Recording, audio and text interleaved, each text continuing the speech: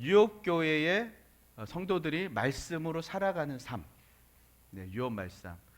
그러니까 우리 오전에도 이제 길령선 목사님 너무 귀하고 중요한 말씀하셨는데, 우리가 말씀을 배우는 것만으로 지식적으로만 알면 정말 내가 외워가지고 나 1등 했어 그러고는 끝나는 거거든요. 그게 중요한 게 아니라 말씀을 배웠으면 그것을 살아내는 것, 그게 너무 중요합니다. 그래서 오늘 우리가 말씀을 요한계시록에 있는 말씀들을 쭉 이제 어떤 패턴으로 가냐면 하나님이 인도하시는 패턴으로 갈 겁니다. 저 지금까지 뭐 제가 이제 뭐가 커리큘럼을 갖고 해본 적이 없어요. 하다 보면 주님이 뭘 만들어 가시더라고. 그래서 일단은 요한계시록 일단 1강이라고 하고 시작은 하지만 하나님이 어떻게 일하실지 모르겠고요. 그런 어떤 과정을 통해서 주님이 우리 가운데 또 특별한 어떤 은혜를 주시고, 무엇보다도 이 예배가 끝나고 나면 여러분 같이 모여서 삶에 대해서 잠깐 나누실 때 이 말씀이 살아내지는 그런 은혜가 있기를 소망합니다. 네, 요한계시록. 네, 일단은 성경에 대한 어떤 전체적인, 오늘은 수요일 날 우리가 못 나오시는 분들을 위해서 이 시간을 또 마련된 거거든요. 수요일 날 나오시는 분들이 거의 뭐 많이 있으신데, 못 나오시는 분들은 위해서 이 시간에 좀 마련된 건데, 성경에 대해서 전체 아주 짧게 이제 앞으로 조금씩 제가 첨언해서 나가겠지만 아주 짧게 말씀드리겠습니다. 성경뿐만 아니라 세계의 역사는 이 모양새로 되어 있어요. 이렇게. 예. 앞으로 우리 안철호 형제님이 2부 예배 담당을 해주시기로 하셨습니다. 감사합니다. 요 칠판도 갖다 놓는 것부터 다 해야 돼 이제. 예. 누나가 하던 거 다 해야 되는 거야. 자, 예. 우리 이제 대를 이어 충성하라 주님께. 자, 이게 창세기고요, 처음이고, 요게 계시록이에요. 이런 패턴으로 되어 있어요, 성경은. 예, 이게 빛깔 모양으로 이렇게 되어 있어요. 자, 이후에 더 자세한 내용도 하겠지만 우리가 성경에서 제가 딱 필요한 것 딱 세 가지만 먼저 말씀드리겠습니다. 성경 전체에 있어서 중요한 사람이 딱 세 사람이 있어요. 이 세 사람만 기억하면 이 모든 것들에 대해서 일단은 기본적으로 큰 틀은 만들어져요. 첫 번째가 누구냐? 누굴 것 같아요? 아담. 두 번째 아브라함. 세 번째 예수님. 이게 다 이유가 있습니다. 아브라함은 처음에 하나님이 만들었던 최초의 인간이죠. 아담은 최초의 인간이죠. 아담을 만들고, 그리고 이 아담에 대해서 나올 때 아담이 처음에 하나님이 천지를 창조하실 거, 이 아담에는 천지 창조가 들어가요. 그 다음에 뭐가 들어가냐면 그 다음에 인간의 타락이 있고, 그 다음에 하나님의 저주가 들어갑니다. 그러니까 아담 안에는 창조, 타락, 저주. 그러니까 저주를 받은 인간에 대해서 이후에 나오겠지만 창세기 3장 15절에 하나님이 원시복음, 즉 그의 핵심은 뭐냐면 여자의 후손을 보내주겠다. 이게 포인트예요. 딴 거 외울 필요도 없어. 여자의 후손을 보내준다. 그 여자의 후손이 누구냐? 예수님이야.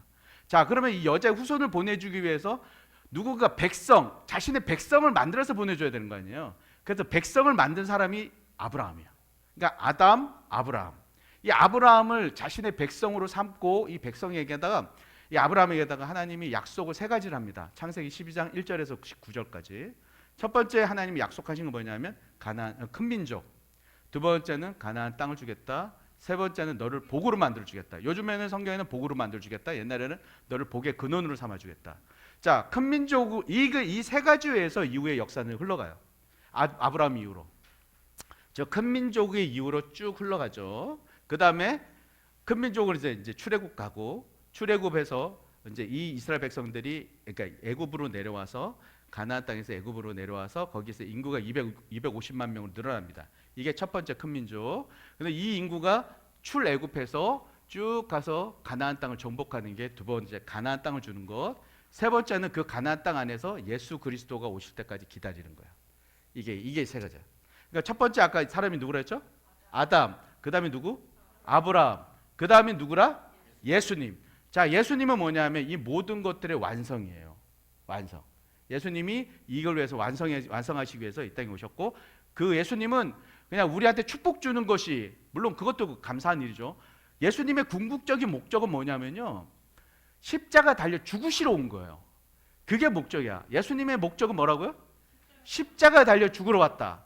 그러니까 십자가 달려 죽고 난 다음에는 그 죽으심을 통해서 그냥 어떤 일이 이루어졌어요? 구원 사역이 완성됐잖아요. 그러는 그 구원 사역이 완성된 거를 제자들을 통해서 또 우리를 통해서 이제 그것이 쫙 세계 열방 가운데 퍼져서 결국은 계시록의 22장 10절에 22장 20절인가? 주 예수여 오시옵소서, 마라나타 주 예수 오시옵소서, 이렇게 해서 끝나는 것이죠. 그러니까 성경 전체를 딱 간단하게 추리면 첫 번째 누구? 아담. 두 번째 누구? 아브라함. 세 번째 누구? 예수님.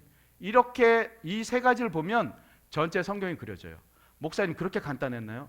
예, 이것만이라도 알고 가자고요. 왜냐하면 너무 많은 거를 알려고 막 파고들다 보니까 이게 지금 뼈대를 몰라. 그러니까 우리가 알고자 하는 건 뭐냐면 뼈대를 알아야 되는 거야. 뼈대. 뼈대는 첫 번째 누구? 아담. 아담에는 뭐가 있다 그랬죠? 창조, 타락, 저주. 예. 그 다음에 아브라함. 아브라함 때는 하나님이 세 가지 약속을 주신다. 큰 민족, 가나안 땅, 복의 근원. 복이 되게 한다. 예수님. 자, 그 다음에 누구요? 예수님. 예수님이 오셔서 십자가 달려 이루셨어요. 예. 그러면 주 예수를 믿더라. 그리하면 너와 내 집이 구원받겠다. 이런 어떤 메시지로 이후에 이 복음을 들고 세계 열방 가운데로 그의 백성들이 제자들이 나가는 것이죠. 자, 계시록도 이 맥락 가운데 있는 거예요. 여러분 계시록을 어떻게 생각하세요? 계시록을 어떻게 생각하세요? 계시록에 대해서 좀 여러분 이미지가 어떠세요? 어렵다. 예, 어렵다. 또 형제님은 어떻게 생각하세요? 계시록? 이단 제조기. 아주 일리 있는 말이에요. 또 송정민 집사님 조용하게 얘기했어요. 뭐라고 했죠? 두렵다. 두렵다. 이게 우리가 갖고 있는 이미지예요. 그런데 이 요한계시록에 대해서 우리가 그런 이미지를 우리가 가질 수밖에 없었던 이유들이 있었어요. 여러분한테 제가 나눠드린 유인물에 보면 계시록에 대한 교회 내 선입견이라고 되어 있죠. 그 선입견이 어떤 게 있었냐면 아까 우리 영순 사모님이 말했던 것처럼 이해하기 어렵다. 어렵다가 많이 되어져 있어요. 왜 그러냐면 계시록에 대해서 이제 이렇게 여러 가지 계시록이 상징들이 많아요. 상징. 우리가 앞으로 이제 배울 텐데 숫자에 대한 상징, 색깔에 대한 상징, 또 사물에 대한 상징, 여러 가지 상징들이 있어. 근데 그 상징들이 있다 보니까 그 상징들을 막 다양하게 해석하다 보니까 이게 이제 어려워지기 시작하는 거예요. 그런데 궁극적으로 결론적으로 말씀드리면 이 요한계시록이 말하고자 하는 건 뭐냐면 어린 양 대신 예수 그리스도의 승리, 어린 양 대신 예수 그리스도의 승리, 그거를 얘기하려는 건데 너무 막 상징을 가지고 이렇게 비비 꼬다 보니까 이단 제조기, 이렇게 얘기 나온 것처럼 그런 일들이 벌어지는 거예요. 그런데 우리가 이거를 계속 이제 해 나가다 보면은 여러 가지 관점들이 많이 나오고, 저도 이게 지금 계시록 하다가 머리 다 빠져요. 지금 안 그래도 없는 수지 다 빠져 지금. 어려울 거예요. 그러나 저도 공부하면서 어렵지만 그러나 그걸 해 나가는 과정 가운데 계속 중심을 잡고 끝까지 포기하지 말아야 될 게 있어. 아멘, 할렐루야. 포기하지 말아야 될 게 뭐냐면 어린 양 대신 예수 그리스도가 승리한다는 거야. 그러면 그의 백성도 승리한다. 형제님, 저 PPT 하나 넘겨주실래요?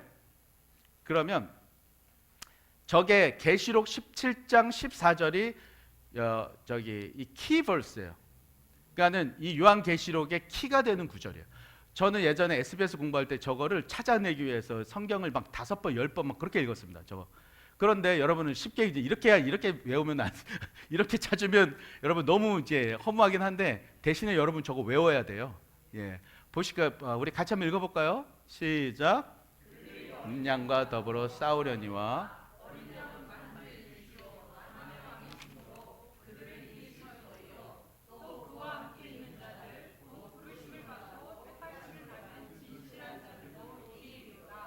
네. 저기 보니까 그들이 어린 양과 더불어 싸우려니와 어린 양은 만주해 주시. 저 어린 양은 누구예요? 예수님을 얘기하죠. 어린 양은 만주해 주시오 만왕의 왕이심으로 그들을 이길 터이요. 그리고 또 그와 함께 있는 자들 곧 부르심을 받고 택하심을 받은 진실한 자들도 이기리로다. 저게 궁극적 결론이란 말이에요. 그러니까 핵심은 뭐예요? 이긴다는 거예요. 이긴다. 사단을 이긴다. 용인 사단을 이긴다. 이게 우리의 포인트란 말이에요. 저게 흔들리면 안 돼. 가다가 계속 막 14만 4천 나오니까 막 헷갈리고 막 이거 어떻게 저기 뭐 어느 이단에서 쓰는 건데 이거 어떻게 되지 뭐 그런 거에 마음을 빼앗기면 안 되고 14만 4천에 되는 그 사람들이 정말 이기리로다. 그거의 포인트인 거예요. 14만 4천은 그 인원수가 아니에요. 나중에 알려드리겠지만 인원수가 아니라 그 사람들도 이긴다라는 얘기란 말이에요. 아시겠죠? 네, 그렇게 가는 겁니다. 자, 계시록이란 무엇인가 여러분 거기 나눠드린 거예요. 계시록에 대한 교내의 선입견에 대한 부분들이 나와 있죠. 자, 이해하기가 어렵다. 그래 설교하거나 공부하는 경우는 많지 않다. 왜? 정통교회에서 이렇게 계시록 주목하지 못하는가? 그 이유는 뭐라 했죠? 초대교회부터 임박한 종말론. 그러니까 우리만 그런 생각이 요즘에만 이단들이 그렇게 하는 게 아니고 초대교회 때부터 이랬단 말이에요. 그때에서부터 임박한 종말론과 천년왕궁을 주장했던 사람들이 이 계시록을 가지고 장난질을 많이 한 거예요. 그러다 보니까 문제가 생겼던 건데 따라서 이단의 전유물로 우리가 그걸 생각하고 있었단 말이에요. 이거는 이단들이네. 여러분 계시록 공부한다 그러면 어떤 반응이 오냐면 그거 이단들이 하는 거 아니야? 이단들이 많이 하는 건데 이런 생각을 하거든요. 그런데 계시록은 우리가 반드시 배워야 될 부분들입니다. 왜냐하면 현재를 살아내는 것, 이제도 계시고 전에도 계시고 앞으로 오실 주님을 우리가 선포하기 위해서 우리가 믿고 나가기 위해서는 계시록은 반드시 배워야 될 부분이에요. 자, 그래서 정통 교인들이 우리가 갖고 있는 이런 선입견을 이렇게 버리기 위해서는 어떻게 해야 되냐면 창세기부터 계시록 바로 앞에 책이 뭐냐면 유다서예요. 유다서까지 즉 65권의 전체 책들이 모두가 이 계시록과 연결되어져 있다고 봐야지. 뭐냐면 계시록 따로 보는 거야. 계시록을 마치 상징으로 봐가지고 계시록은 다른 책이야라고 우리가 생각한단 말이에요. 그것이 아니라 다 계시록에는 나온 내용들이 성경 안에 다 있어요. 거기서 인용된 거야. 다니엘서, 에스겔서 거기서 인용된 것들이 바로 이 계시록이란 말이죠. 그 부분에 대해서 우리가 인식하고 그래서 이건 성경 내용이구나, 성경 얘기구나 그렇게 보는 겁니다. 자, 요한계시록을 읽는 목적은 뭐냐면 우리가 이제 계시록을 한번 내가 파봐야지 이렇게 할 때 요즘에도 이제 그런 책들이 많더라고요. 보니까는 계시록을 통해서 이단이 어떤 잘못된가를 막 이렇게 분석해내는 그런 책들이 많더라고요. 그러다 보니까 이 계시록을 읽는 목적이 이단을 이제 이렇게 구분해내기 위한 그런 용도로 중요한 건 뭐냐 하나님 말씀이기 때문에 이걸 해야 되는 거고요. 그리고 우리의 목적이 뭐냐면 당시의 원독자 이 계시록의 원독자가 누구죠? 계시록의 원독자 오리지널 리더 유대 기독교? 핍박당한 기독교인? 이건요 나중에 나오지만 편지예요. 편지 제가 우리 어머니한테 어머니 전상서 쓰면은 누구한테 쓴 거예요? 엄마한테 쓴 거죠. 이거 편지라고요. 그러면 이 편지 내용에 수신자가 있어. 누구? 소아시아의 7교회. 7교회가 쓴 거란 말이에요. 그러면 이 원독자 즉 소아시아 7교회에게 이 편지가 어떤 의미가 있는가가 중요하겠죠. 전혀 생뚱맞은 데 쓴 게 아니라니까. 그러니까 그 사람들에게 썼으니까 그 사람들 지금 어떤 상황 가운데 있기 때문에 그 쓴 거잖아요. 이런 겁니다. 현성 형제님, 제가 편지할 현성 형제님 안녕하세요. 현성 형제님 지금 현재의 그 삶 가운데 있는 바로 그것 때문에 힘들어하는 거 알고 있습니다. 이렇게 썼으면 형제가 그것이라는 어떤 환경이 뭔가 있을 거 아니에요. 질병이면 질병, 아니면 재정이면 재정, 아니면 여자친구와의 관계 가운데 어려움이 있다거나 뭐 이렇게 잘생긴 형제가 여자하고 관계가 있을 수도 있잖아요. 어려운 관계가 있을 수 그런 부분들 바로 그거를 어떻게 해야 돼? 우리가 백으로 들어가서 그거를 알아봐야 이 편지의 내용이 밝혀지는 거잖아요. 이 원독자적 관점에서 그걸 봐야 된다는 거예요. 그래서 소아시아와 당시의 로마의 당시의 이 상황 배경을 알아봐야 돼요. 이게 이제 나중에 연도가 나오지만 AD 90에서 95년 사이에 도미티안 황제가 통치할 때 바로 그때거든요. 그 당시의 배경에 대해서 알아야 이 계시록이 이것이 이제 우리가 확인이 이제 그 내용을 알 수가 있다는 거예요. 정확하게. 그게 아니라 그것과 상관없이 맨 전부 다 내가 지금 살아가는 데 있어서 계시록은 뭐에 맞을까? 물론 이제 미래주의적 해석이라고 나중에 그게 세대주의와 관련돼서 역사주의 이런 데서는 다 짜맞추기를 해요. 물론 그것이 틀렸다고는 볼 수는 없는데 너무 짜맞추는 거야. 막 이렇게 히틀러는 어떤 여기서 성경에서 누굴까? 히틀러는 누굴까? 레닌은 누굴까? 이걸 막 짜맞추느라고 너무 신경 쓰는 거예요. 막. 그러니까 나중에 되면 어떻게 되냐면 성경이 계시록이 이제 역사책에다가 갖다 대는 그런 어떤 수단으로 쓰여져요. 그러니까 그게 중요한 게 아니라 중요한 건 뭐냐면 지금 소아시아에 있는 교회에게 이 메시지가 걔네들이 어떤 상황이기 때문에 이 메시지가 왜 쓰여졌는가? 그게 포인트란 말이에요. 그 포인트를 잡아야 우리가 계시록을 정확하게 해석할 수 있다. 아멘. 네. 새로운 뭔가를 알려주는 비밀스러운 책이 아니야.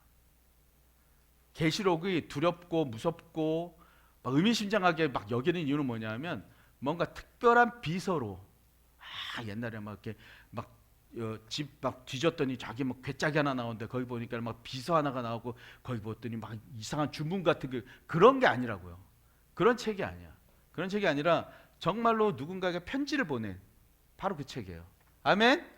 네, 아멘. 네, 밥 먹고 싹 졸리죠? 예, 사탕 드세요. 예. 자, 요한계시록의 기록 배경에 대한 부분들이 여러분 나와 있습니다. 거기 보면 여기 바벨론이라는 얘기가 많이 나와요. 바벨론. 네, 바벨론.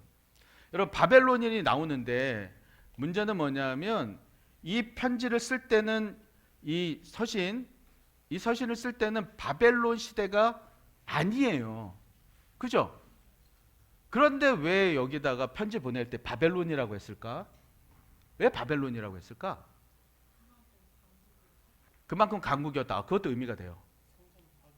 성전 파괴! 어떻게 알았어?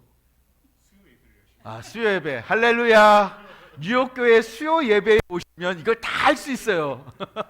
네, 할렐루야. 이제 센스. 이렇게 광고도 이게 좀 나가는 거거든.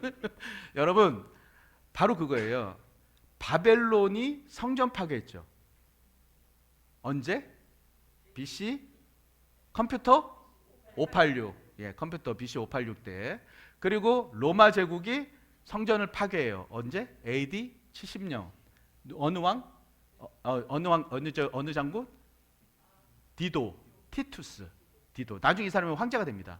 이 사람이 죽고 난 이 사람 이후의 황제가 누구냐면 도미티안이에요. 예, 이렇게 이게 이 순서대로 그러니까 즉 여기에 지금 계시록에 바벨론이로 하는 건 뭐냐면 로마 제국이라고 말을 하지 않고 돌려가지고 같은 뉘앙스에 있는 같은 일을 했던 바벨론이라고 얘기를 하는 거예요.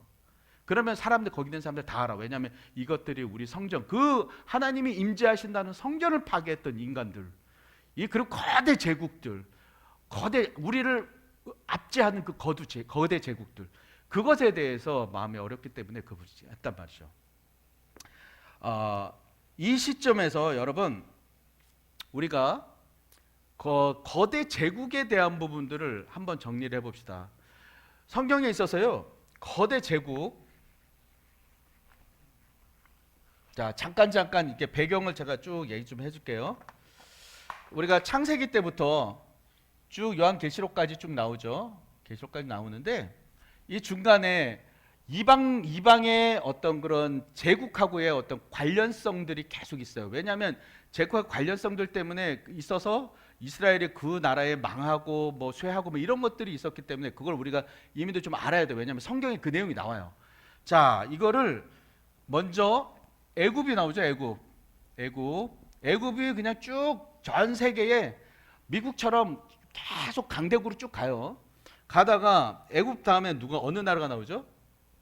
아수르가 나오는데 이 아수르가 이스라엘 나중에 북이스라엘과 솔로몬 이후에 남유다로 나눠지죠. 이때 북이스라엘을 아수르가 멸망시켜요. 아수르가 멸망시키는데 이때가 언제? BC 722년. 뉴욕교회 성도들은 이거 다 알죠. BC 722년. 할렐루야. 예. 자, 아수르가 멸망하고 그 다음 나라가 바벨론이에요. 그죠? 바벨론. 그 다음이 메데바사. 메데바사. 그 다음이 바사. 그 다음이 헬라. 헬라가 그 다음에 네 개의 나라로 나뉘죠. 헬라가 알렉산더가 죽은 다음에 그 다음에 네 개 나라가 그 다음에 로마. 자, 이렇게 돼요. 그런데 이 중에서 이스라엘과 연결되어 있는 것들이 계속 나오죠. 여기 바벨론은 남유다를 멸망시키고 포로로 끌어가요. 자, 바벨론이 끌어갈 때 이때 침공 세 번에 걸쳐서 침공합니다. 첫 번째 BC 605년에 1차 침공, 그 다음에 BC 597에 2차 침공, BC 컴퓨터 586 때 3차 침공. 이게 제일 중요해요. 3차 침공 때. 왜냐하면 이스라엘 성전이, 예루살렘 성전이 무너지거든요. 자, 요렇게 진행이 되고요. 자, 바사국 때는 이제 돌아오는. 자, 이거 목사님 헷갈리는데요. 그래서 하나님이 주신 지혜가 있어요. 자, 어떤 아빠가 있어. 아빠가 전 세계 제국을 이제 정복하러 가야지 하고는 아빠가 이제 배낭을 메고 이제 탁 출발하는 거야. 출발할 때 그 옆에 이제 딸한테 물어봐. 우리 딸한테 이제 딸한테 한비야 좀 어때? 하고 물어봤어요. 그랬더니 아빠한테 이제 이렇게 얘기하죠. 에이, 아빠 매봐봐. 에이, 아빠 매봐봐. 그대로네. 예. 자, 헬라를 그리스잖아요. 이걸 그로 보고 네 개 나라 그대로. 자, 에이, 아빠 매봐봐. 매봐봐. 예, 매봐봐. 그다음에 그대로인데 그냥 그대로네. 자, 해봅시다. 에이, 시작. 에이, 아빠 매봐봐. 그대로네. 자, 그러면 여기서 지워볼게요.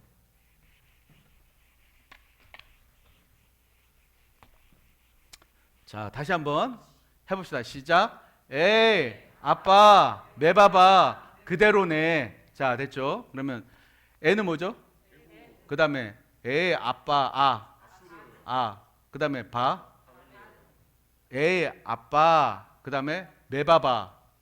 메데바사. 그 다음에 또 매바바잖아. 끝에는 바사. 그 다음에 그대로네. 그는 뭐예요? 그리스, 헬라. 대는 네 개의 나라로 나뉜다. 그 다음에 로마. 전 세계 다 외웠네? 박수! 에이, 아빠 매봐봐. 그대로네. 예. 아빠가 좀 어때요? 이렇게 했는데 좀 어때요? 그랬더니 어떻게 에이, 아빠 매봐봐. 에이, 그대로네. 예. 예, 여러분 전 세계가 다 깨졌어요. 그 중에서 핵심적인 나라는 그 이스라엘 관련된 거 아수르, 그 다음에 바벨론, 네, 그 다음에 헬라는 나중에 그리스 나오고, 네, 그렇게 되는 겁니다. 전 세계가 이렇게 돼요. 자, 이제 보니까 그 중에서 아까 바벨론이 있었잖아요, 그죠? 이 바벨론이 아까 컴퓨터 586 때, BC 586 때 성전을 파괴해요. 그리고 로마도 AD 70년에 성전을 파괴했고, 그 맥락 때문에 계시록에서는 뭐라고 나오냐면 바벨론이요, 음료 바벨론이요, 막 이런 얘기가 계속 나오는 거예요. 그러면 그것에 대해서 여기 지금 이 당시에 AD 90년에서 95년에 계시록을 듣고 있는 받은 소아시아 7교회는 자, 이제는 우리는 어떻게 해야 되느냐. 지금 로마, 즉 바벨론 같은 로마가 이제 이스라엘 백성들에게 요구하는 건 뭐냐면 너희들 전 세계가 나를 황제로 추앙하는데 황제인 나를 신으로 추앙하는데 너희들도 나를 추앙해야 되지 않겠어? 라는 질문 앞에 이 사람들이 마주선 거예요. AD 90년에서 95년에 소아시아 7교회가. 그 교회가 이 질문 앞에 서 있는 거예요. 그 서 있는 7교회한테 너희들은 이제 어떻게 할 것이냐 라고 얘기하면서 쓴 책이 바로 이 편지예요. 편지의 궁극적인 목적이 뭐라고요? 아까? 이 길이로다. 진실한 자들도 이 길이로다. 그러니까 이길 건인데 너희들 지금 보이지 않지만 궁극적으로 반드시 이길 건데 너희들 그 황제한테 니네들 무릎 꿇을 거야? 이 얘기를 계시록 계속 하는 거예요. 여러분한테도 질문이 있습니다. 여러분, 바벨론 이스라엘 백성들에게 로마 같은 황제 바벨론에게 너희들 무릎 꿇을 것이냐라고 그들에게 질문했던 것처럼 여러분에게도 그런 어떤 바벨론이 있겠죠, 개인적인. 우리가 막 바벨론 같은 이런 얘기를 하면은 막 맨날 핍박받는 거, 교회 못 가게 하고 막 교회 막 옛날에는 그랬잖아, 막 교회 가다면 옷 막 가위로 자르고 막 머리 빡빡 밀고 막 문에 막 못질하고 그런 것만 생각하시는데 최근에 우리 가운데 다가온 이 바벨론이 어떤 것들이냐면 우리를 유혹하고 내가 너무나 안일해졌고 또 내가 내 삶 가운데서 주님이 없어도 되는 내 돈이면 충분히 내가 살아갈 수 있고 내 명예면 충분히 내가 이 종교 행위를 할 수 있는 상황이 된 것, 바로 이게 바벨론이에요. 이게 더 힘든 거야 지금. 이게 더 힘들어요. 여러분에게는 어떤 바벨론이 있습니까? 재정적으로 쪼달리는 대로 바벨론이죠 그게.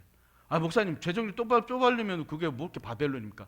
재정적으로 쪼달리면 쪼달릴수록 내가 그 재정에 매달리는 거예요. 그래서 어떻게 해서든지 뭔가 극복해 보려고 하다 보니까 이제는 재정에 자꾸 매몰되다 보니까 주님이 내 이기리로다, 내 그 재정을 이기고 승리하실 것이다, 이것에 대한 메시지를 내가 내 마음 안에서 그걸 받아들이지 못하는 거예요. 어떻게 해서 이거 좀 극복 좀 해주세요. 하나님 도와주세요. 그러니까 하나님의 용도는 뭐냐면 나의 이 재정을 해결해 놓는 것이 용도야. 아니면 내 질병에 대해서 해결해 주는 것이 나의 용도라고. 주님을 용도로 받아들인 거예요. 그것이 아니라 주님은 그 모든 것을 싹 쓸어버리고 이기고 승리하실 분이에요.